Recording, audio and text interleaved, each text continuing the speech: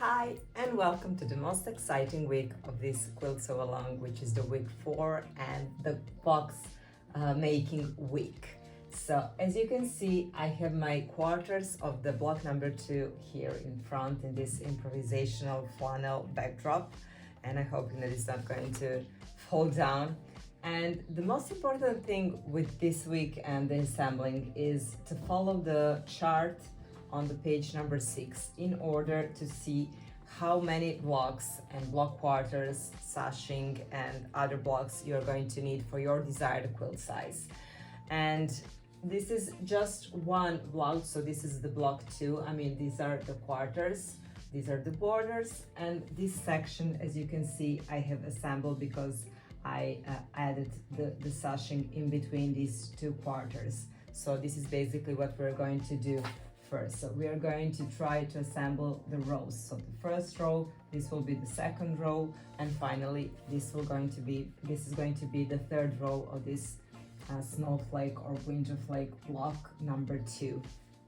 And this is basically just the same for the block number 1, which is different only with the fabrics, and the disposition, everything else is the same. And we have our blocks 3 and 4. You can see all of that in the page number 9. So you can see the block number 1, the block number 2, the assembly, so it will go in sections or in rows. And you can see also the block number 3 and block number 4, how it's going to be assembled. So this is the 3 because we have only one sashing in between two large squares.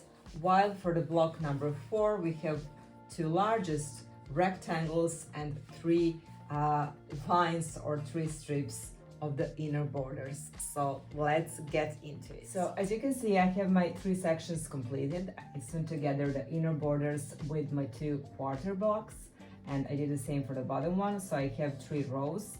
These are 2 inner borders sewn with a little square in fabric K. And now I'm going to sew them together in order to have one snowflake or winterflake block completed.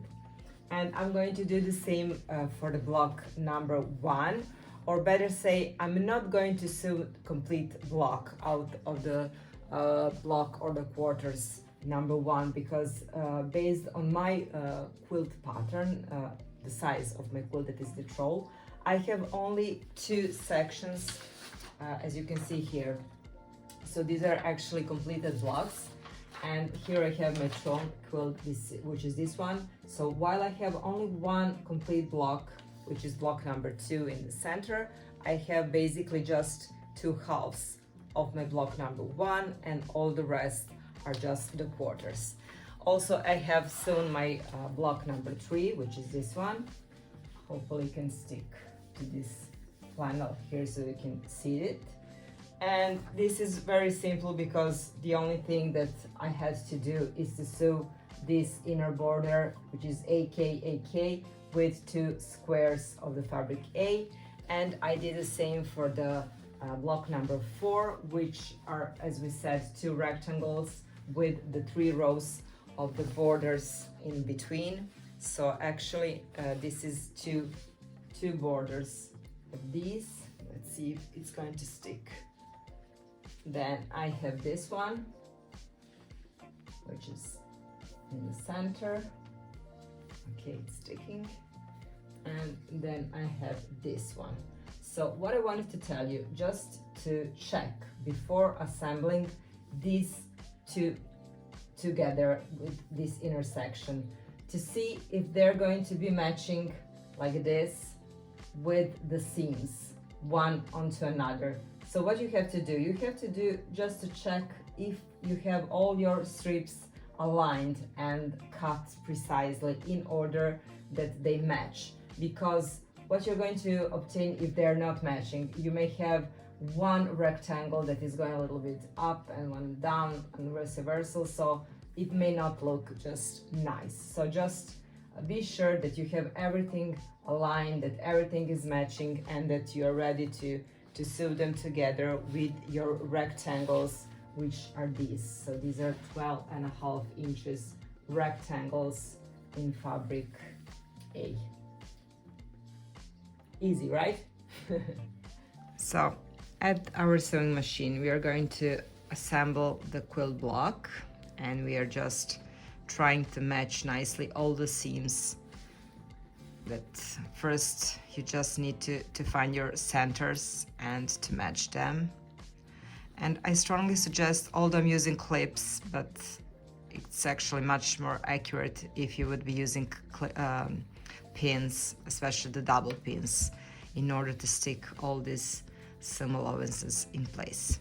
So we are just going to sew these sections together in order to have our snowflake block.